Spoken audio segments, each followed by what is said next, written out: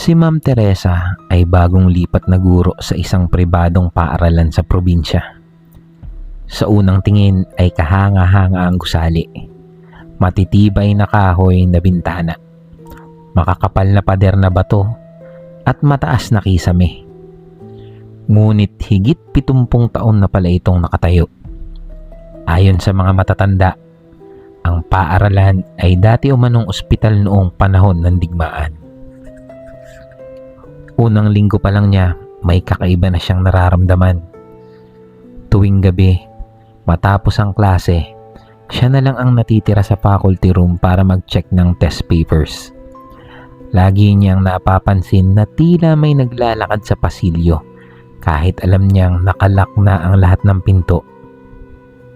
Akala niya noong una ay janitor lamang, pero nang silipin niya, walang tao. Ang sahig na kahoy ay bahagyang umuugong, parang may mga yabag na mabigat. Isang gabing habang abala siya sa pag-check, nakarinig siya ng mahihinang ungol. Para itong tinig ng isang taong sugatan. Kinikilabutan siya. Ngunit inisip niyang baka may estudyanteng nagpaiwan. Lumabas siya dala ang maliit na flashlight. Sa madilim na pasilyo, nakita niya ang mga bakas ng dugo sa sahig. Parang kakagaling lang. Sinundan niya ito hanggang sa dulo ng koridor. Ngunit pagtapat niya sa lumang pintuan, bigla itong naglaho. Ni isang patak ng dugo ay wala na. Kinabukasan, nagtanong siya sa isang matandang gwardya. Napabuntong hininga ito bago sumagot. "Ma'am, wag na po kayong magtaka. Dito po kasi noong giyera, ginawang ospital. Maraming sundalo at sibilyan ang namatay. Sabi nila, hindi matahimik ang kaluluwa ng mga yon."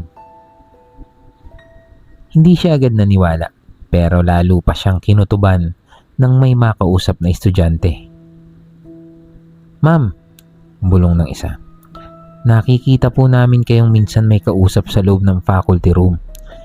May lalaking naka-uniforme daw, pero wala naman pong ibang guro na lalaki kapag gabi." Kinilabutan siya. Hindi niya matandaan na may kasama siya. Pero naalala niya, isang gabi habang nagche-check ng papel, parang may lalaking nakatayo sa gilid.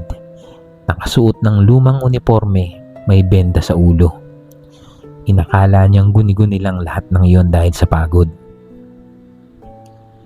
Mula noon, sunod-sunod na ang kanyang karanasan. Sa library, naririnig niya ang paglipas ng mga pahina kahit wala namang nandoon. Sa science lab, may naririnig siyang matinding iyak at amoy dugo at amoy gamot. Sa faculty restroom, may nakikita siyang anino sa salamin na hindi niya sariling refleksyon. Isang gabi, habang nagsusulat siya ng lesson plan, napansin niyang unti-unting lumalamig ang paligid. Namamatay at muling nabubuhay ang ilaw. Nang tumingin siya sa bintana, nakita niya ang ilang tao sa labas, nakapila, duguan at nakahandusay na parang naghihintay ng tulong. Lumingon siya muli.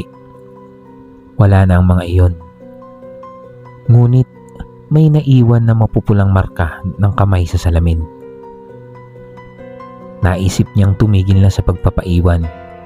Ngunit minsan, kinakailangan niyang mag-overtime dahil sa paghahanda sa exam. Doon niya nararanasan ang pinaka-nakakakilabot. Habang sinusulat ang tanong sa pisara, naririnig niya ang malakas na kalabog. Paglingon niya, nakita niya ang buong classroom na puno ng mga kama. Hindi na ito silid-aralan kundi tila lumang ospital. May mga sugatang sundalo, putol ang kamay at paa. May mga umiiyak at nagmamakaawa. Sa gitna nila, isang nurse na duguan ang muka ang nakatitig sa kanya. "Hindi pa tapos. Tulungan mo kami." Napasigaw siya at napatakbo palabas. Ngunit nang buksan niya ang pinto, bumungad sa kanya ang isang pasilyo ng ospital na may mga stretcher at bangkay na tinatakpan ng mga kumot. Dumaan sa tabi niya ang mga taong wala ng mata, puro sugat at tila hindi na nakikita ang kanyang presensya.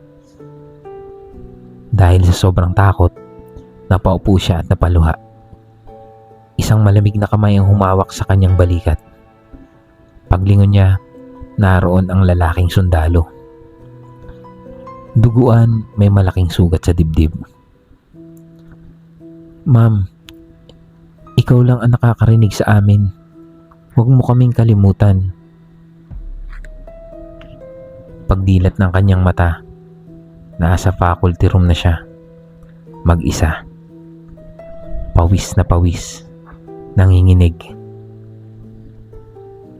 Hindi niya alam kung panaginip lang ba yun o totoo. Ngunit sa mesa niya ay may iniwang lumang plakang bakal ng isang sundalo. May pangalan at serial number. Kinabukasan, pinakita niya ito sa gwardya. Nanlaki ang mga mata ng matanda. "Yan ang gamit ng isang sundalong namatay dito nung gyera. Hindi ko alam na narito pa." Mula noon, hindi na siya nagpaiwan mag-isa sa paaralan. Ngunit alam niyang kahit araw, naroon pa rin ang mga kaluluwa. At tuwing magtuturo siya, pakiramdam niya ay may mga matang nakamasid sa kanya mula sa lumang pader. Naghihintay, umaasang may makakaalala sa kanilang mga sakripisyo.